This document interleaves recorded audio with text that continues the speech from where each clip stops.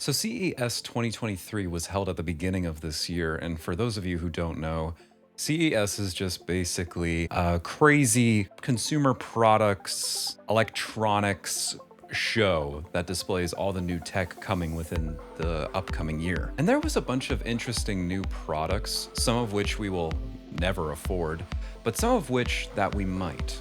Now, this event has many different types of electronic products, but to me and many others, the highlight has always been the TVs. But the thing that always perks up my eyes whenever I'm looking at the TVs is always the LG TVs, especially the C and G series. So that being said, at the show, LG unveiled the new C3 as well as the G3. The C3 has a new Alpha 9 processor, and the G3 is 70% brighter than the average W OLED panel, like the one behind me. But even after seeing these new products, I'm quite comfortable with keeping that C1 on the wall. I got it in September at a pretty good price below MSRP. So I think its value has really held, and I don't know why I would want to go get a new one. But that did get me thinking, and I've started to notice that on Best Buy and Amazon and other websites that there's been significant discounts on the C1, as well as just good bargains from marketplace dealers. So that begs the question, if you're in the market for a new TV, should you buy one of LG's new TVs with the improved features? Or should you try to find a C1 with a discount like I did? Well, I hope I can help you figure out this decision, because here is my 6-month review of my LG C1. So starting off, let's talk about accessories. So first off, you are given the LG Magic Remote, which is just a very weird way of saying a Wii Remote to me. I mean, come on, this is basically just a Wii Remote.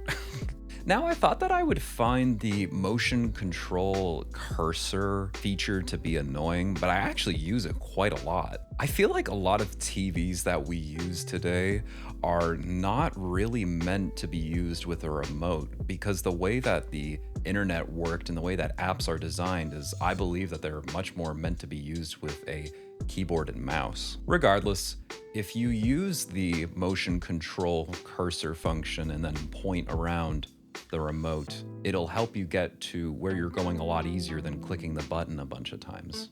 But that still won't really fix the problem of typing, and I think I'd recommend for those who are tired of trying to go to different letters and numbers and what have you for entering in your username and passwords, I would have to say go get yourself a mini keyboard in order to connect to the TV. So some of the other things that I like about this remote would have to be that you are given 6 presets on the bottom here.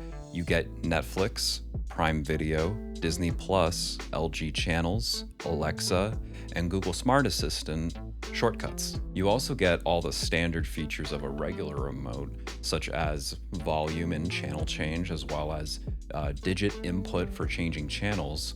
But that also being said, you can hotwire each one of these numbers to be a different shortcut to a different app. I noticed that YouTube was not on this controller in regards to the shortcuts below, so I automated the number 1 to be the way that I get to YouTube. You can also adjust inputs as well as settings with it. Now, there's only one thing that I'm really upset with in regards to this remote, and it has to be the voice control option. Sometimes I swear it thinks I'm talking in a different language and it just displays gibberish onto the screen. So I don't know if this is a particular instance of my model, or maybe if others are experiencing this, but that being said, I wasn't fairly happy with that. You are also given a TV stand with the TV, which is kind of a silver gray, I believe. Hold on, I actually have it underneath my bed and I never used it because, as you can see, I put up the TV onto my wall. So hold on. All right, here we go. So let's get it open, see what we got here. I really like this little detail here where they have a very subtle LG OLED logo on the bottom. Whoa, this is heavy. So if you just wanted to use the TV stand, I would have to say it's quite sleek, it's quite modern looking, and I think it's a very nice way of presenting the TV. But that being said, of course I was going to wall mount it, And also, excuse me for having the two ugly black cables hanging. Yes, I know.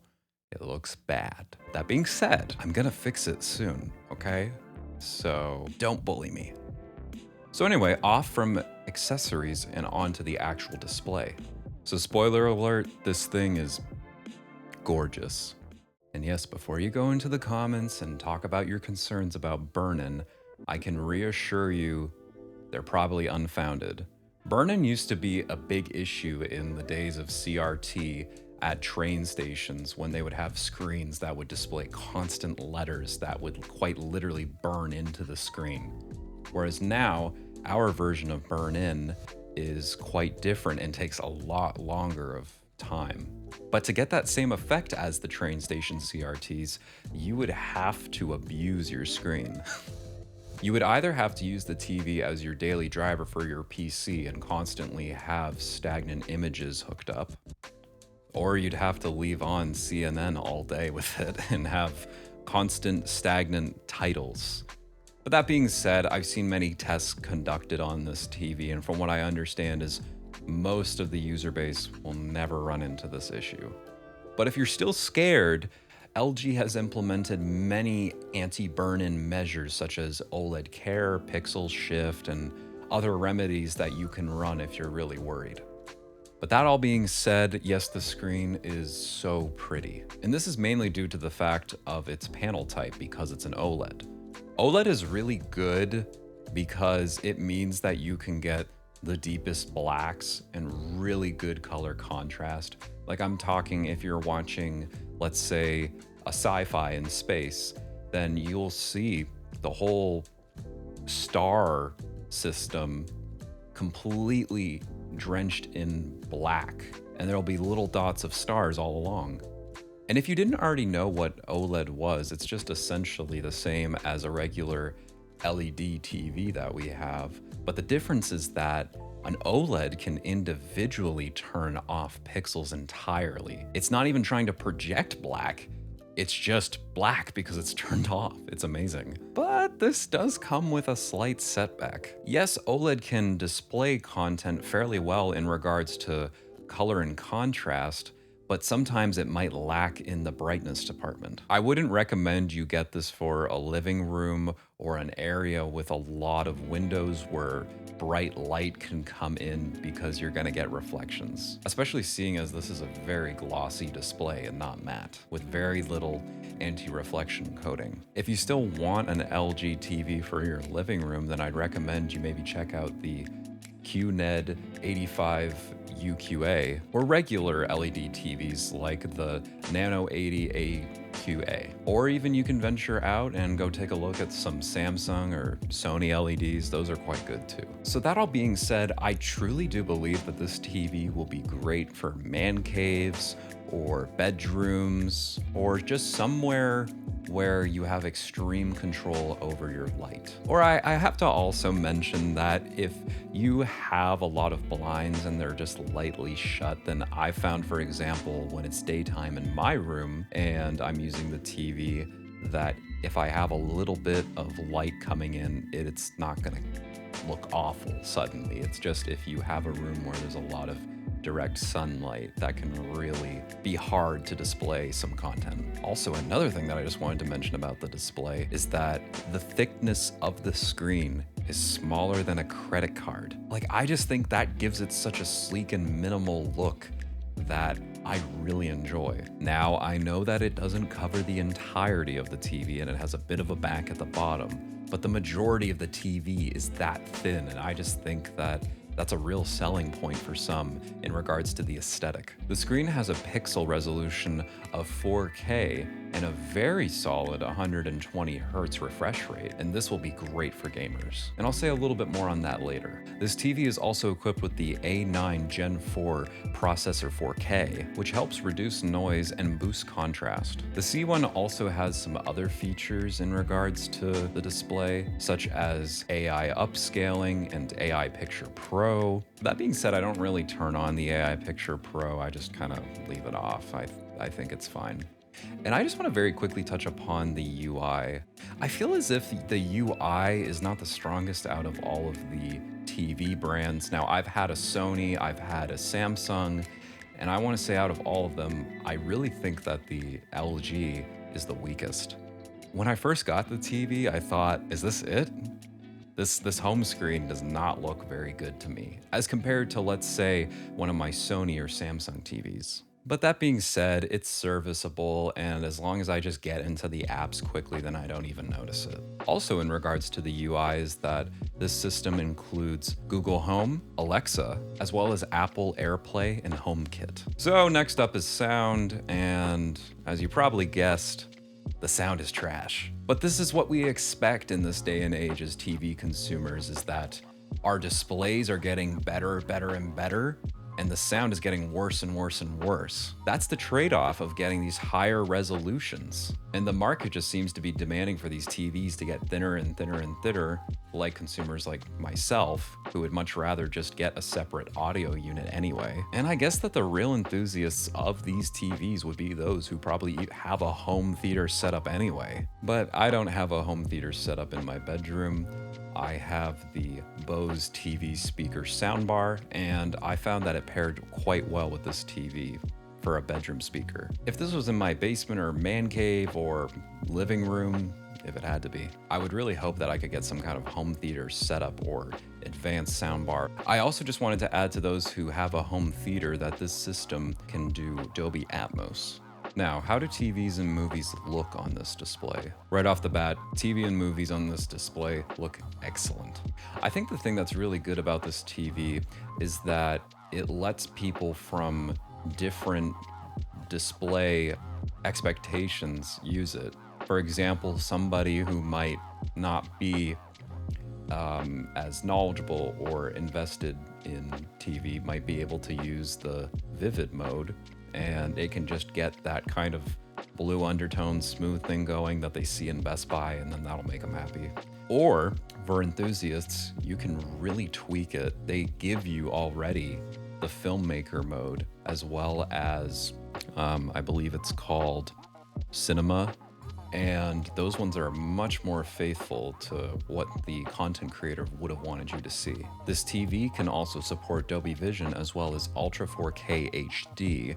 Now, that being said, it's quite good to have that when you're watching movies or television on Disney Plus or Netflix, and it's just really nice to have the video be that crisp and good. On to gaming. So, as I was hinting at earlier, this display has 120 hertz refresh rate.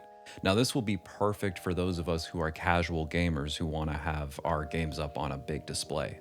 Now, I don't think this will apply to all gamers because, as you probably know, if you're already a competitive gamer, you would much rather prefer a 1440p display that was only maybe 27 inches or something in that realm. And you would also want the refresh rate to be probably higher, more like 160 or however fast you guys go. I don't do competitive gaming. But that being said, I think that it makes it a very compelling offer for those of us who do casual gaming. Let's move on to the I/O. Now, this TV comes equipped with 4 HDMI ports, which all of them are HDMI 2.1, which means 4K at 120 hertz. Not just a delegated one of them, but all of them, which is really nice and can give the user a lot of flexibility. Like I was just talking about with gaming, I've used my TV for gaming on my Nintendo Switch and my PlayStation 5. And you know, I gotta say, even though the Nintendo Switch only outputs at 1080 at 60 hertz, I believe, it still looks really good. And a part of me is wondering if it is better than my other TV where I outputted it at 1080p at 60 hertz. But maybe that's just the copium from all the money I spent on this TV versus that one. Who knows? Another thing I wanted to add is that one of the HDMI ports is delegated as a ERC channel so that you can use it as a enhanced audio return channel. I plugged in my Bose soundbar into it and it works flawlessly. The TV also has 2 USB Type-A ports for connecting hard drives to the TV. There's also a audio out as well as a optical digital audio out port. There is an Ethernet port, and finally there's a TV tuner / antenna port. So, that all being said, who is this meant for?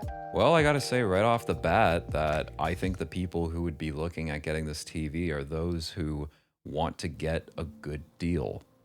But regardless, I think that even if you weren't getting a good deal on this, even though we're 2 generations ahead of this TV now, it is still really good. And I am perfectly happy with it. I understand that every year TVs will get brighter, they will get better chips, but if you're happy with what you have, then just stick with it. And if you're looking for a great OLED TV that just has very good performance, then I cannot stress enough how great of a TV this is. It's probably one of the best things I've ever bought in my life. So to answer the question from earlier in the video, should you buy this TV or get a brand new one? Well, that depends on what you need. And I would hope that, you know, through watching this video or others, that maybe you can come to that conclusion yourself. But that being said, this is all just my opinion, and you can get whatever TV you want. All right, well, if you've made it this far into the video, I just want to say thank you so much for watching. If you could leave a like or a comment or subscribe, that would be great. And tell me, would you consider getting this TV or would you want to get one of the newer ones? Anyway, thank you so much for watching. Bye.